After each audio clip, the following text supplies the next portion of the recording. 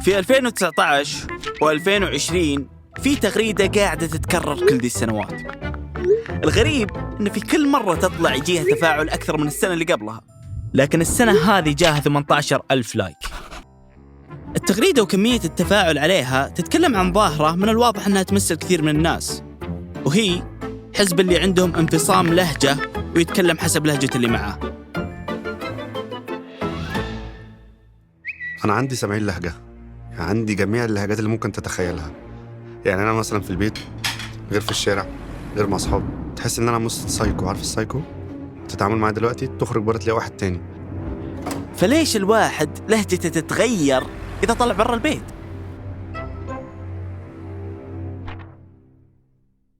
هل مرة لاحظت أن لهجتك تختلف حسب اختلاف المكان والناس اللي تكلمهم؟ يعني مثلا ليش إذا كلمت شخص مصري تتكلم وتقرب من لهجته؟ ما أنا بصور الوجه الجميل ده والتسريحة الحلوة دي. يا رجالة اللي حيتحرك وغالبا إذا رحت الشغل بتتكلم بلهجة ما هي باللي أنت متعود عليها. أقدر أقول لك 100%.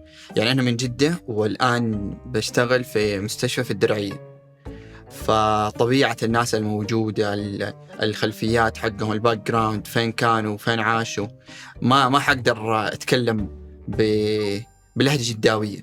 في اللهجات النجدية تتحول كاف المخاطب المؤنثة إلى الصوت تس، فبدل ما يقال بيتك يقال بيتت. راد قال علامة ورا سجل تنصفين خواتس أنت وربايعت شخذت يوم عادل. في بحث نشر عام 2013 للدكتور يوسف رجاعي سوى مسح على 72 متحدث من منطقة القصيم من محادثاتهم العفوية وغير الرسمية بين أفراد العائلة، وجد أن صوت التس ما زال يستخدم لكن عند كبار السن، أنت وربايعت، بينما في المقابل يميل الشباب إلى استخدام صوت الكاف أسوة بأهل الرياض والمدن الكبيرة في المملكة.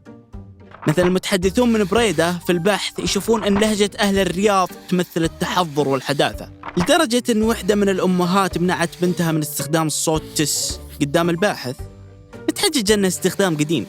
والموضوع ما اقتصر على نجد بس، في الستينات والسبعينات بالأردن صار فيه تحول في لهجة النساء القرويات، صاروا يحولون صوت القاء والكاف الفلسطينية إلى الهمزة، فبدلاً من قال أو كال صاروا يقولون آل، باعتبارها شيء أنثوي ويمثل النساء المتحضرات والمتعلمات في المدن الأردنية والفلسطينية وبيروت ودمشق. وش قلنا ليش يا دادا زعلانة يا ظريف الطول وقت أقولك رايح أنا بعيدة شو خبروا. لو نفترض أنك أنت جلس مع ناس ينتمون لمنطقة سين، هذه المنطقة معروفة أنه منطقة أهلها ناس ما شاء الله تبارك الله ماليا رائحين، أقوياء ماليا، تجار وكذا، وأنت جاي من منطقة مختلفة تماماً عنه ولهجتك مختلفة تماماً. إذا أجدت اللغة حقتهم أو اللهجة حقتهم المستخدمة فأنت كأنك قربت يمهم. ليه؟ من الأشياء ومن العناصر المهمة حتى أبني ثقة معك إني أتكلم لهجتك. أنا لما نتكلم مثلا أنا من جدة، لما جيت الرياض في عندي حرفين تقريبا كنسلتهم، التاء والسين. هذه ما ينفع تقولها، يعني حتى التفاح ممكن تقول ثفاح بس لا تقول تفاح، لأن التاء والسين هذه كذا فاهم فيها خطوط حمراء وممكن تطيح بعدها. يعني أبسط شيء أنا لما أروح جدة أقدر أقول اليوم تلوث نتقابل الساعة 2:30، هذه كذا خلاص عادي، لكن هنا لازم تقول الثلوث 2:30. فهمت؟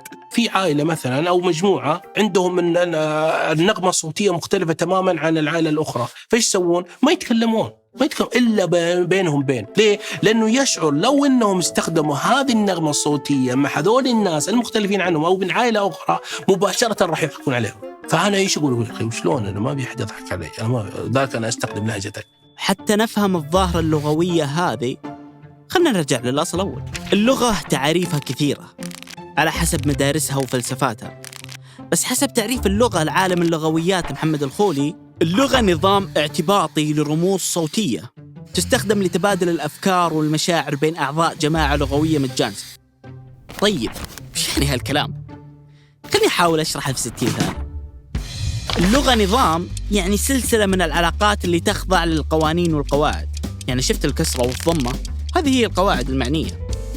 ويوم نقول اعتباطي فنقصد أنها وضعت بناء على اتفاق البعض، أحيانا بدون سبب واضح.